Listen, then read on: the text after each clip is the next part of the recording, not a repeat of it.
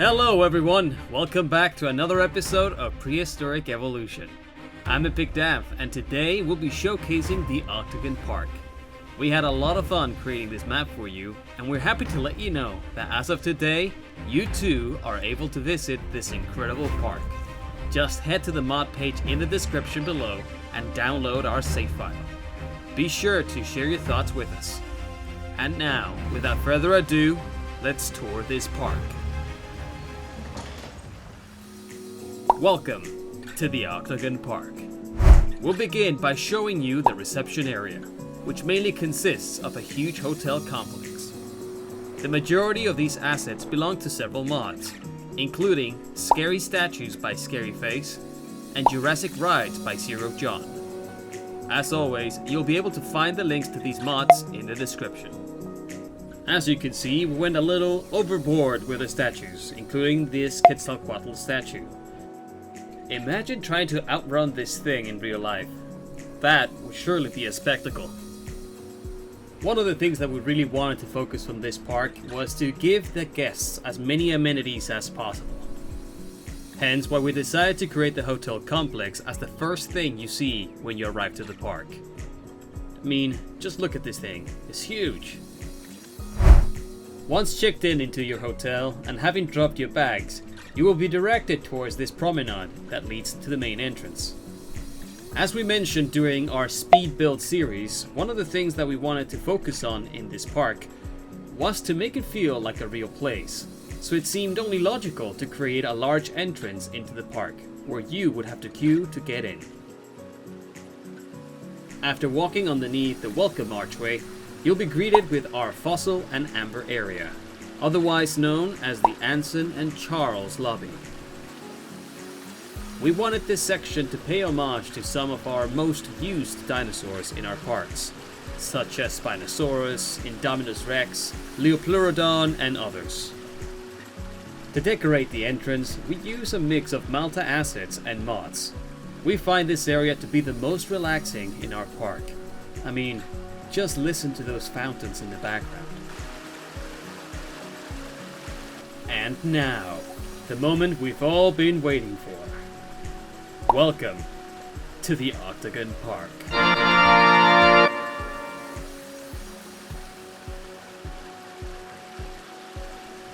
I mean, look at that. What a welcome. And the first exhibit right in front of us is none other than the Suchomimus Swamp. Here you go, here's the lagoon sign. I mean, still kind of fits the purpose. Let's quickly jump onto camera mode. Much better. As we mentioned during our speed build, we aren't able to walk on the bridge, and therefore we had to jump onto camera mode to be able to appreciate this view. From up here, you're able to observe the pack of Proceratosaurus that we included into this exhibit, alongside the pair of Suchomimus, featuring the classic Jurassic World skin. There's something about being able to observe the dinosaurs from a top-down perspective that really makes us feel like we're in a zoo. We left some of these openings on the bridge so you can observe the dinosaurs feed from the fish feeders underneath. You can almost imagine as if you're entering an alligator or a crocodile habitat.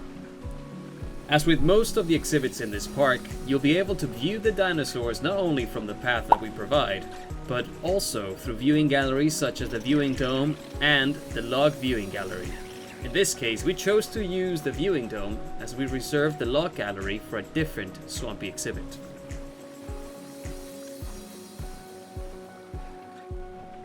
Whoops! And there goes our bridge. That's just a technical issue, don't worry, you won't fall into the exhibit.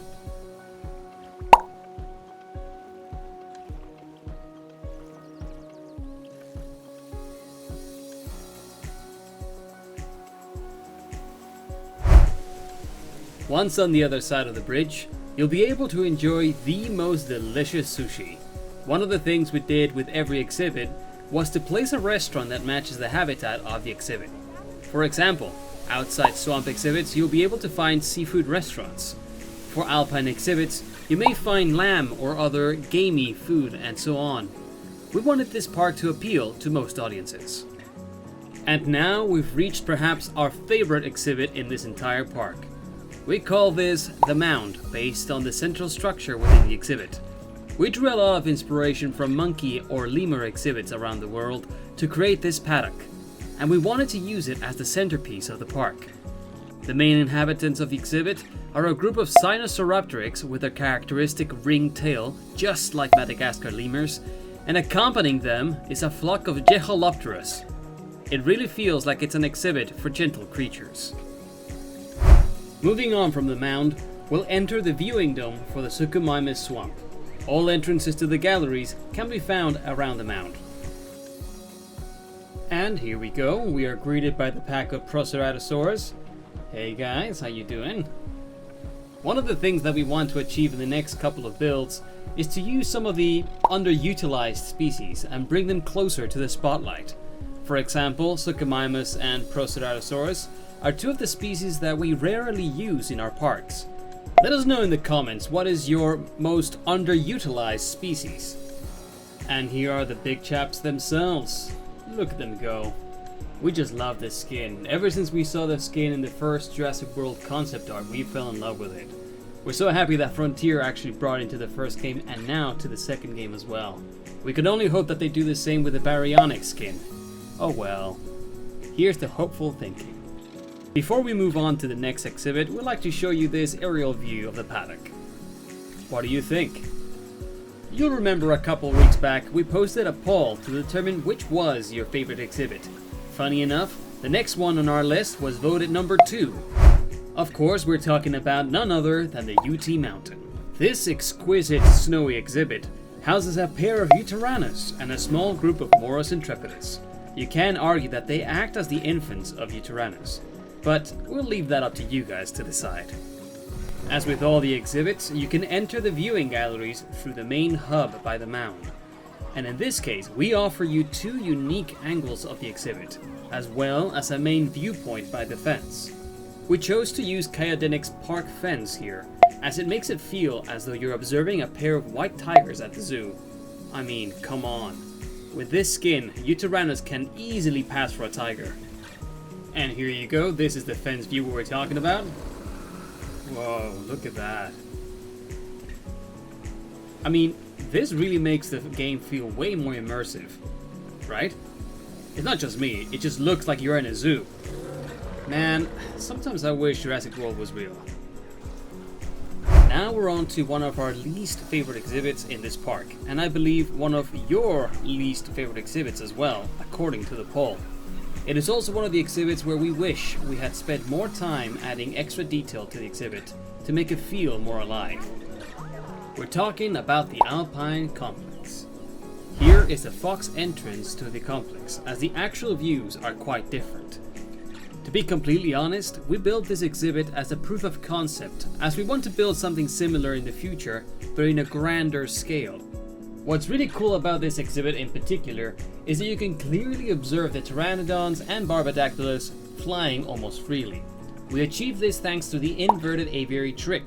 If you're wondering what we're talking about, just check the video linked above.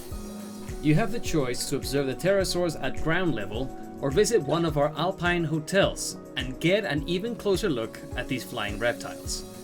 We had to use a little bit of movie magic to get the angle right, as these assets and the position we place them in don't really favor great shots.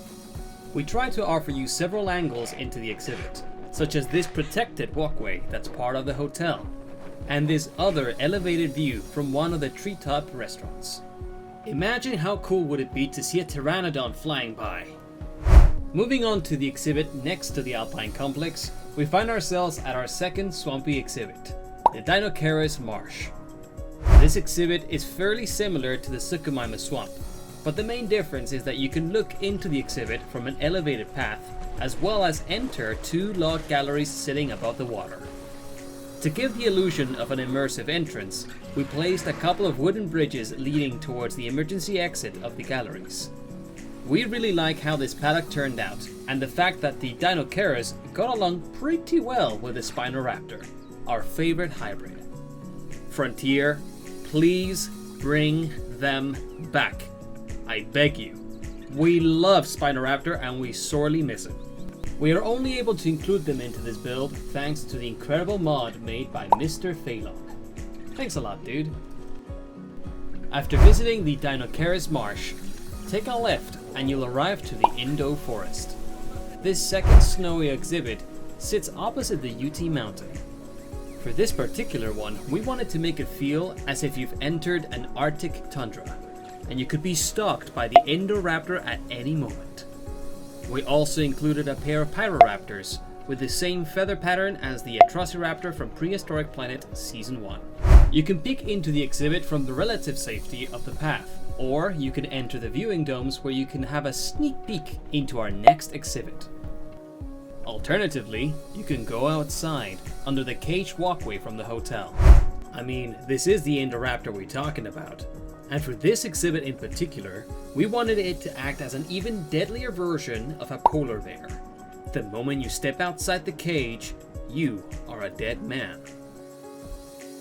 We would also like to congratulate ourselves on this beautiful shot of the Indoraptor. Just look at this beauty. Leaving behind the dangers of the Arctic tundra, we move on to the cutest exhibit in the park. We are of course talking about the den. This habitat was actually inspired by the meerkat section of our local zoo. We wanted to include a couple of slightly cute dinosaurs with this one, so we decided to add a group of Lestrosaurus and some beautiful looking oviraptors. The idea of this exhibit is that both of these dinosaurs use the den as a refuge. And to look into their daily activities, we included this viewing dome at the center of the den. It's just like when you can look into the beaver dams or the otter dens at the zoo. Oh, hello there, buddy. You seem a bit lost.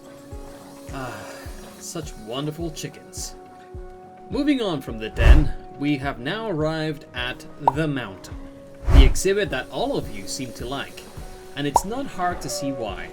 The most attractive feature of this exhibit has to be the bridge made out of viewing logs that sit in front of this beautiful waterfall. Again, we would like to credit Evolution Square for coming up with the snow trick to create the illusion of moving water. If any of you have seen The Fox and the Hound, it's hard not to think of that scene at the end of the film. What do you think? It was actually that scene that inspired us to create this exhibit. We love how natural it looks and how the Pachycephalosaurids act as mountain goats and are able to climb up the steep cliffs of the mountain and find themselves in extremely weird situations. This is without a doubt our second favorite exhibit within the park. Now, for our final exhibit, we have to walk all the way back to the Alpine Resort, because right next to it sits the most time-consuming exhibit of this entire build. As you saw during our speed build series, we had to move a lot of rocks to create this next exhibit. But before we go in, we'll have a quick bite to eat and wait until nightfall. Oh, that was an excellent meal. Now we're ready to visit our nocturnal exhibit, the cave. This last paddock was inspired by bat caves and nocturnal animal habitats around the world. Oh, let's turn on our flashlight. Anyway, we did a lot of research into these habitats, and we found out that the majority of them feature red and purple lights, as it is the least harmful for these creatures. And living inside the cave, you'll be able to find a pack of Troodons. We wanted them to act as coyotes, sharing this habitat with a massive group of bats, which are actually the Dominion variant of Dimorphodon. We decided to leave this open gap in the roof to let the bats roam freely. Oh, look at that! Look at this, another great example of amazing cinematography. You know, we should really be getting an Oscar for this. Okay, that's the last one. But I mean, come on, look at that. As we mentioned during a speed build series, the animals actually can move. Oh, sorry. Anyways, yeah, the animals actually can't move, and this is due to an issue with the rocks. Kyodenic has actually released a pack of rocks that allow animals to move underneath, but for some reason we couldn't get it to work. So for now, we'll let you enjoy this beautiful vista of a nocturnal cave at the Octagon Park. Thank you so much for joining us, and we hope you enjoy the video. But before we go, we would like to share a couple of things with you. Firstly, we have now begun work on episode 2 of our Prehistoric Evolution documentary series. We're very happy with the feedback you guys have given us, and we're working hard on bringing you a new story. That being said, we want to make sure that we deliver a great episode, which means that it will take us some time to get it out to you. So don't worry if you don't see a video within the next couple of weeks. We'll be hard at work on this episode. Oh, but that's not all we're working on. Very recently, someone close to us suggested we tackle a very fun recreation. As you've probably seen, we enjoy recreating certain scenes and events from the Jurassic Park franchise. But this next project, let's just say it's a very dangerous endeavor. And once it's complete, we would love to share it with all of you. We won't spoil what it is, but we can guarantee it'll be a fun project.